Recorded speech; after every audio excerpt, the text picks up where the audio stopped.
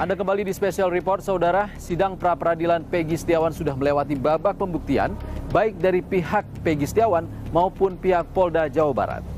Jelang putusan pengadilan terkait status tersangka Peggy besok 8 Juli, sejumlah fakta persidangan terungkap dalam sidang pra-peradilan. Sidang gugatan pra-peradilan tersangka pembunuhan Vina dan Eki, Peggy Setiawan, akhirnya sampai pada tahap kesimpulan. Hakim Tunggal Eman Sulaiman berjanji tak akan mengkhianati kepercayaan, baik pemohon Peggy Setiawan dan penasihat hukum maupun tim hukum Polda Jawa Barat. Hakim menegaskan ia tak punya kepentingan atas perkara ini sehingga akan memberikan keputusan terbaik. Saya akan memutus dengan objektif. Tidak ada yang namanya tekanan dari manapun, saya abaikan kalaupun ada. Saya akan objektif, saya akan memberikan putusan yang terbaik. Terbaik ini bukan terbaik untuk pemohon, bukan juga terbaik untuk termohon, tapi terbaik untuk Indonesia. Amin. Ya. Amin. Senin esok 8 Juli, Hakim Pengadilan Negeri Bandung akan memutuskan apakah Peggy layak menyandang predikat tersangka.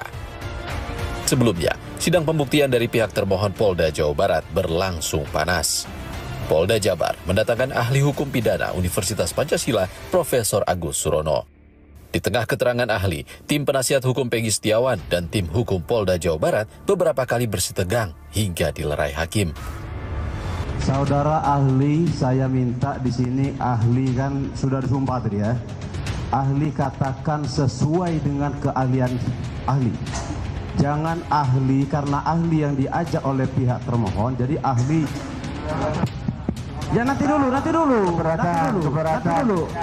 Itu mohon izin yang mulia. Itu sudah menuduh. Bahaya nih. Ini bukan ini bahaya. Kedua-duanya diam. Kedua-duanya diam dulu. Tim penasihat hukum Peggy pun mencecar ahli pidana dari kubu Polda Jawa Barat terkait bukti. Pasalnya, kubu Peggy menilai bukti yang digunakan Polda Jabar untuk menetapkan status Peggy sebagai tersangka tak sesuai. Kubu Peggy menilai Polda Jabar salah tangkap atau error in persona. Oke, alat buktinya ijazah sama keterangan saksi. Apakah perlu nggak ada sidik jari yang mengatakan di barang yang kasus pembunuhan tersebut? Bagaimana menurut ahli? Mohon izin yang mulia, alat buktinya berupa apa? Yang penting selama memenuhi kualifikasi 184 ayat 1 KUHP huruf A, B, C, 2 dari itu, maka itu adalah sah secara hukum. Bukankah seharusnya ada barang bukti yang lain yang harus mendukung itu? Kalau begini gampang sekali loh untuk mentersangkakan orang-orang. Setiap ini ambil, cari aja ijazahnya, cari aja keterangan saksi-saksi kalau begitu. Gimana menurut ahli? Sependapat nggak seperti itu? Saya tidak sependapat dengan apa yang disimpulkan oleh saudara.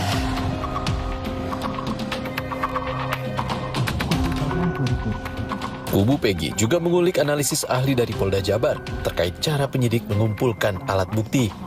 Tapi ahli bersikukuh, pra-peradilan tak membahas substansi, melainkan kewajiban penyidik memenuhi 2 alat bukti sesuai KUHP.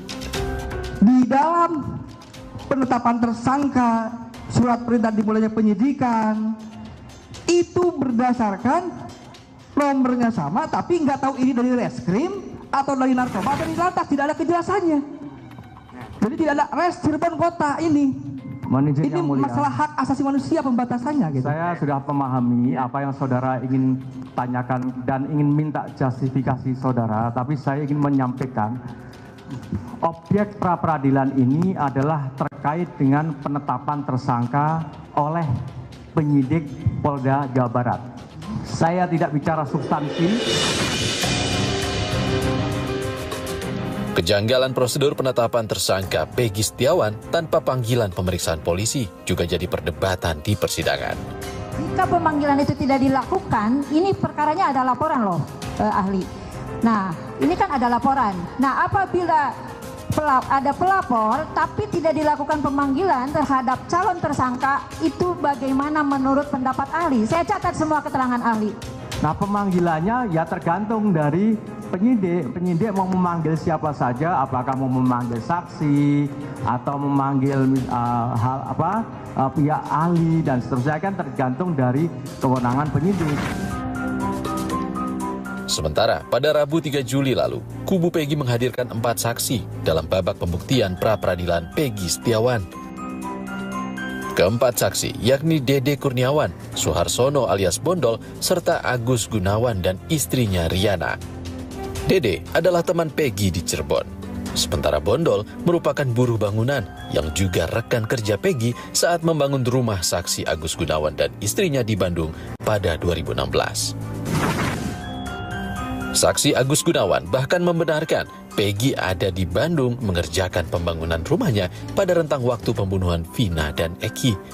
Peggy Setiawan yang kita maksudkan sekarang ini sudah ada bekerja di situ atau tidak?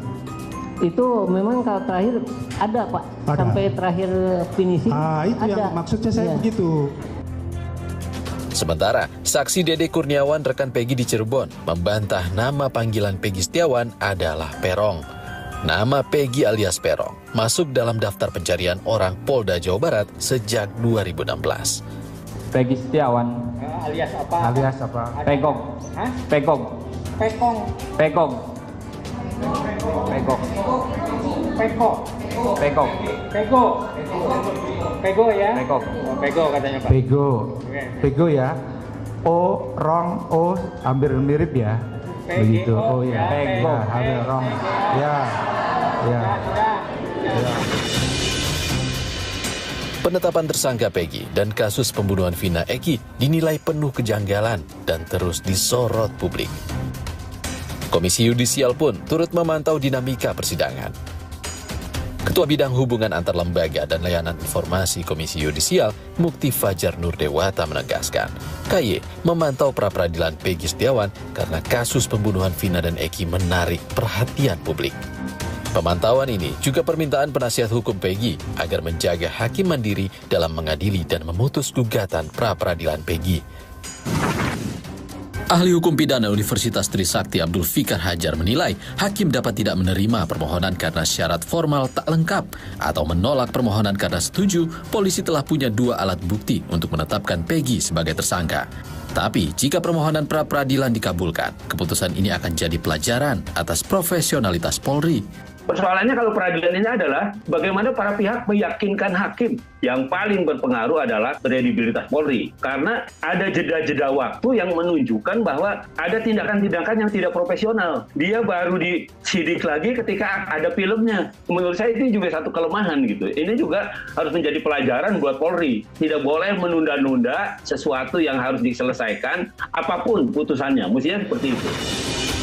Akankah keputusan hakim jadi pertaruhan kredibilitas Polri dalam kasus pembunuhan Vina dan Eki?